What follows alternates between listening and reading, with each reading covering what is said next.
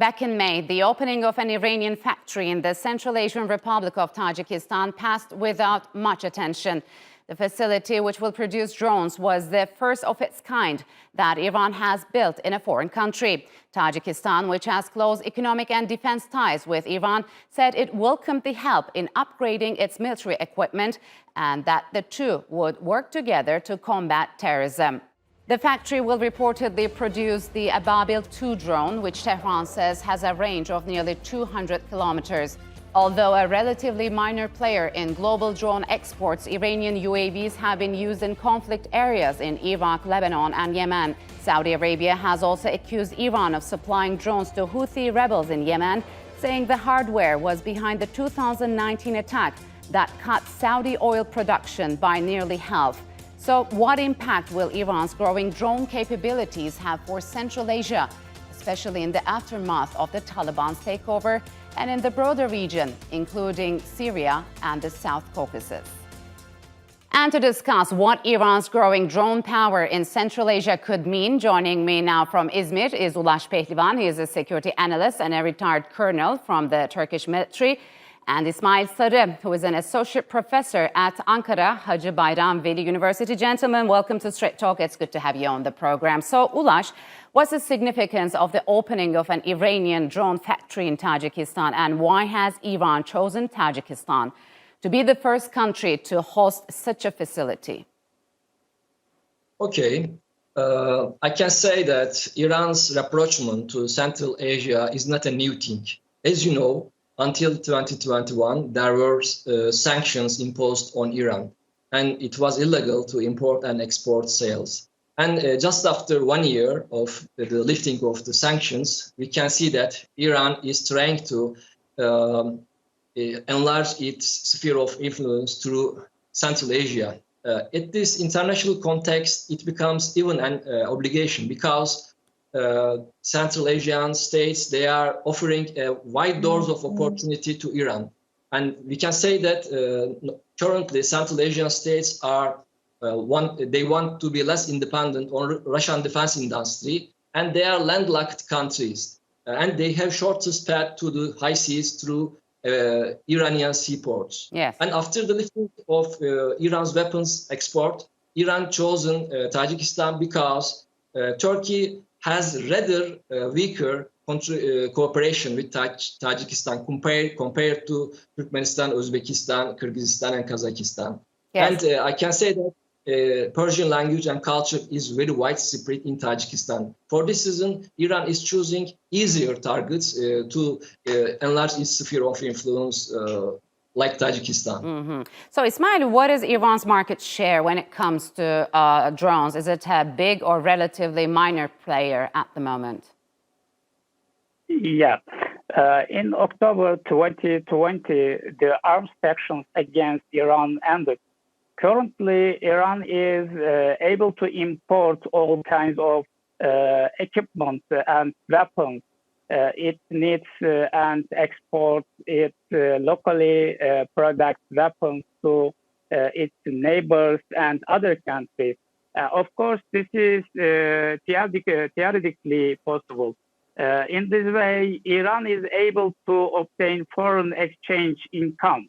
The drone market is also important for Iran. Iran wants to improve its economic relation as well as its military relation with Central Asia countries. As a resistance economy, Iran's goal of expanding trade with its eastern neighbors is closely tied to decide to insulate itself from the effect of Western economic pressure.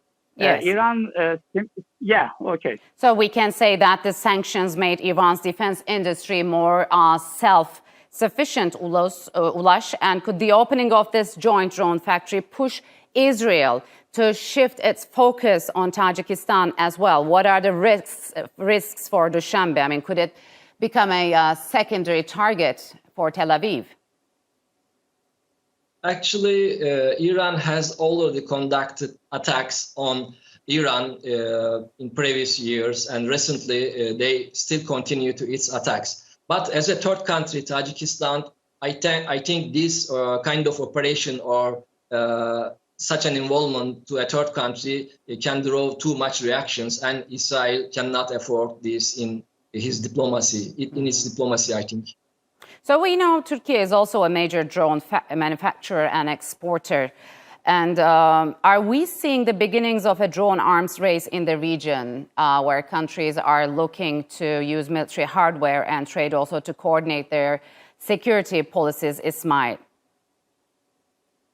In fact, of the likely motivation behind Iran's drone factory in Dushanbe is competition with Turkey in Tajik and Central Asia market. In April 2022, several weeks before Iran inaugurated the factory, Turkey reportedly sold the Bayraktar TB2 to Tajikistan. Turkey has already equipment Azerbaijan with Bayraktar drones and sold them to other Central Asian states. Turkey has a better chance to increase its share of the drone market in the Central Asia region. Iran has shown that it's seeking to increase its military and defense capabilities and has plans to sell and export weapons to countries in the region by lifting sanctions on arms. So, Ulaş, we know that Turkey and Iran support opposing sides in the South Caucasus, Syria, Libya, and Iraq, but still manage to maintain some sort of a stable relationship. Could one day Iranian and Turkish drones encounter each other in these areas? Actually, I think the drone factory, as you know, will produce Ababil 2 in Dushanbe, Tajikistan. Ababil 2 is, compared to TB2 or Akinci, is much less performant when compared. So in terms of cooperation, in short term, we will not be affected from this kind of competition. But in long term, Iran may try to increase its strength. I can say that when Iran was under sanctions, it was in a closed system. For this reason, it couldn't develop sophisticated weapons, and it could just receive partial technology transfer from China or Russia. For this reason, they are just beginners, in my opinion, to compete with Turkey. And when we compare bilateral trade volumes, we see that Turkey has $10 billion trade volumes with Central Asia, while Iran has just $1.3 billion. So maybe after 10 years, Iran will try to keep up with Turkey's level. And additionally, Turkey has, as you know, special bonds, historical, social, cultural, and economic bonds with Central Asia. We have many various platforms, organization of Turkish-speaking states, etc. For this reason, Iran, as I said you before, preferred to start with Tajikistan, where Turkey's relations are rather weaker than the other four Central Asian states. So, İSMAİL, is a power vacuum forming in Central Asia, and is Iran trying to fill that with its drone factory? Can we say now that the ongoing Ukraine crisis, Central Asian countries are turning their backs to Russia? Iran doesn't have a significant military relationship with the Central Asia countries. It follows policies that are compatible with Russia. But now Iran is moving feel a gap left by United States and Russia. Iran is moving to exploit the power vacuum in Central Asia to advantage its foreign policy priorities. Iran has been increasing its outreach to its Central Asia neighbors. Power like the United States and Russia are shifting their focus competition is Europe and Asia Pacific. Maybe we can say that Iran look at to Central Asia. Central Asia is very, very important for Iran after withdrawal by United state in Afghanistan.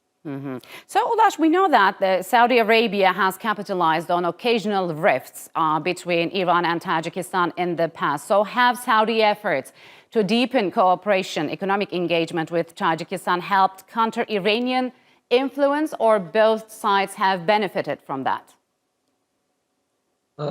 Actually, in my opinion, Saudi Arabia's interference or interest in Tajikistan comes political at first. And I mean, as you know, they have a kind of Salafist agenda, and they have a kind of radical views in terms of politics. And they have also trying to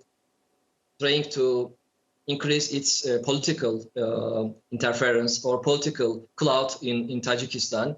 But of course, they will use economical means to increase their influence. But I think that Saudi Arabia will not be, after, let's say, the leaving of Russia or Russia reducing its power influence in Tajikistan, the first countries to fill its gap, the Russia's gap, is first China, then Turkey, maybe then comes Iran, and then comes Saudi Arabia. All right, gentlemen. All right, unfortunately, we'll have to leave it here. Thank you very much for joining me on Straight Talk.